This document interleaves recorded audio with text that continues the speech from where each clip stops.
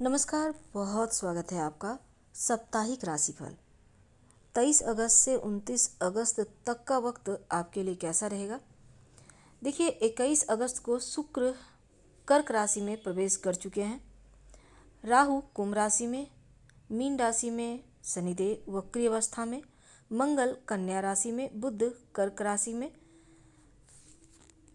अगर हम इस सप्ताह बनने वाले राज्यों की बात करें तो कर्क राशि में बुध शुक्र की युति से लक्ष्मी नारायण योग बनेगा। मंगल कन्या राशि में रहकर मीन के साथ समसप्तक और राहु के साथ षडाष्टक योग का निर्माण कर रहे हैं। इसके साथ ही सिंह राशि में सूर्य और केतु की युति है। शुक्र बुध लक्ष्मी नारायण योग का निर्माण करेंगे। चंद्रमा की स्थिति की बात करें तो सिंह राशि, कन्या राशि और तुला राशि में क्रमशः गोचर करेंगे, जिस कारण महालक्ष्मी योग, गजकेसरी योग, त्रिगेही योग और शशि आदित्य योग का निर्माण होगा। कुंभ राशि वालों, 23 अगस्त की सुबह करीब 1 बजे चंद्रमा आपके सप्तम भाव में यानी कि सिंह राशि में आएंगे और 23 के साथ 24 और 25 की सुबह तक रहेंगे। तो चंद्रमा का सप्तम भाव में आना एक तरह से न्यूट्रल होता है। चंद्रमा पर बहुत, यहाँ पर देखिए, पहला तो छठे भाव के स्वामी हैं और आपके लग्न को देखेंगे सप्तम भाव में बैठकर। थोड़ा सा फ्रस्ट्रेशन चंद्रमा केतु के साथ होंगे तो ग्रहण दोष भी बनाएंगे। चंद्रमा सूर्य के साथ होंगे तो अमावस दोष बनेगा।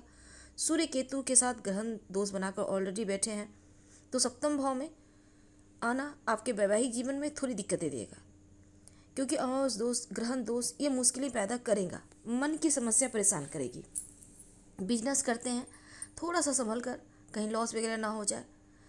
और कुछ लोग आपको बर्बाद करने या आपके खिलाफ कुछ षड्यंत्र रच सकते हैं, तो बैलेंस बनाकर आपको चलना होगा। हर तरफ नज़रें बनाए रखना होगा, किसी पर आंखें बंद कर भरोसा मत कीजिएगा इन 2.5 दिनों के अंदर।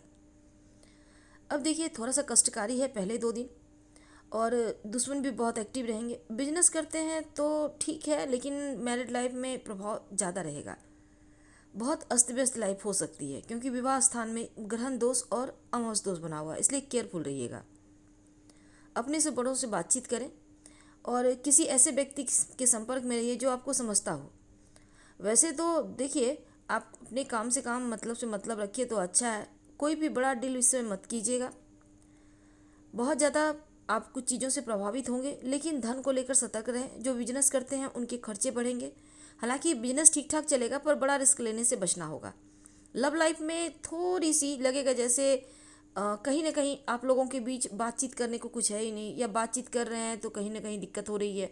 शब्दों का चयन को लेकर थोड़ी परेशानी हो सकती है, इसका भी ख्याल रखिएगा। थोड़ा सरल रहिए तो बहुत अच्छा। जो विद्यार्थी हैं, लाइफ स्टाइल और आपका जो पढ़ने का तरीका है, सबको आप बैलेंस करके चलिए। ज़्यादा पढ़ाई करना है, बेवजह दोस्तों के साथ मस्ती वगैरह मत कीजिएगा। स्वास्थ्य की बात करें तो थोड़ा सा यूरिन की समस्या यहाँ पर परेशान कर सकती है, या फिर कमर दर्द या हड्डियों की समस्या। अपना ख्याल रखिएगा। ओवर थिंकिंग से तो बचना ही होगा, खासकर मानसिक परेशानी से बचें। इन 2 दिनों में आप बजरंग बाण का पाठ कीजिएगा, आपकी मुश्किलें कम होंगी। अब बात करते हैं 25 से 29 तक कैसा रहेगा।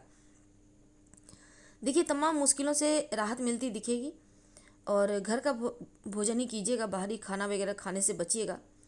वैसे तो धन आपकी उम्मीद के मुताबिक आएगा, लेकिन आपको लगेगा थोड़ा और आ जाता। निराश मत होइए, जितना मिल रहा है उसमें सुकून कीजिए। और चंद्र राशि के अनुसार बृहस्पति 5वें भाव में, तो ऐसे में आपके पारिवारिक जीवन में आप खूब खुश रहेंगे। ऐसा योग बन रहा है, घर परिवार में नया वाहन आ सकता है, घर खरीद सकते हैं। घर में कोई सदस्य विवाह योग है, उनका विवाह पक्का हो सकता है। हालांकि थोड़े बहुत घरेलू खर्च बढ़ेंगे, पर उसमें भी आप बढ़ चढ़कर भाग लेंगे, आपका सम्मान बढ़ेगा। करियर में आगे बढ़ने के मौके मिलेंगे, बड़े बुजुर्ग का साथ मिलेगा। अब देखिए, इस 5 दिन में विचारों में मतभेद ना हो, अपनों के साथ इसका ध्यान रखें, तालमेल बनाकर चलें। जो विद्यार्थी हैं, भरपूर सफलता है, तो मेहनत जारी रखें, शिक्षा प्रतियोगिता में सफलता मिलेगी। पूरे सप्ताह शिव जी की आराधना करें तो बहुत अनुकूल। हम आपसे विदा लेंगे। जानकारी अच्छी लगे तब लाइक कर सब्सक्राइब करें, शेयर करें, कमेंट करें। धन्यवाद। हम फिर मिलेंगे।